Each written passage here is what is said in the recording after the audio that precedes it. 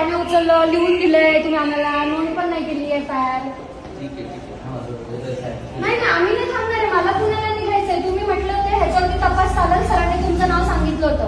8 दिवस तुम्ही काय तपास केला हे मला दाखवा. 8 दिवस त्यांनी माझ्या फोनला रिप्लाय का नाही दिले हेही मला सांगा. हे जे लिहून दिलं इथं की दिव्या सुनील शिंदे यांचा तक्रारी अर्ज प्राप्त झाला असून सदर बाबत त्याच्यावरती नोंद होईल, असं येऊ का आम्ही? म्हणजे त्या दिवशी रात्री 4 वाजेपर्यंत जसं थांबवलं तसं परत तुम्ही मला थांबवणार.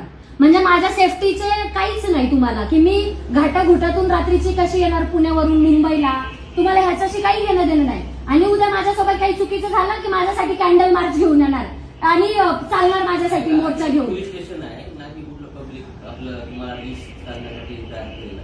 तुमच्या प्रश्नाचे जे उत्तर आहेत ना ते सगळे भेटतील तुम्हाला.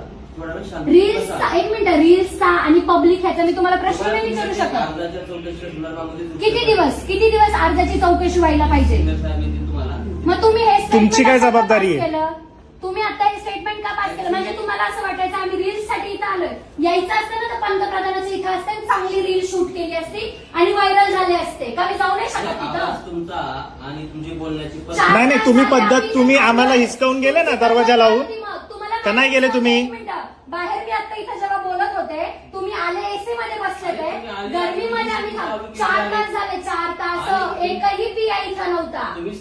अरे आम्ही कुठं कामाला होतो, काय घरी होतो, आम्ही काम करून आलो. मग इथं जे येतात त्यांनी तुमच्या घरी यायचं अर्ज विर्ज द्यायला. शासकीय कामासाठी बाहेर. मग सांगा ना, तुमच्या शासकीय कामं तिथे आहेत, मग हे कशाला बांधून ठेवलंय आणि कुणासाठी बांधलंय? आम्ही इथे येऊन कोण आहे? पळून जातात सगळे. कुणीच नव्हतं, आम्हाला कुणीही बोललं नाही. आमचा ओरडून ओरडून धसा दुखायला लागला. विचारा, कुणी आला आम्हाला विचारायला? कोण आला आमच्यापाशी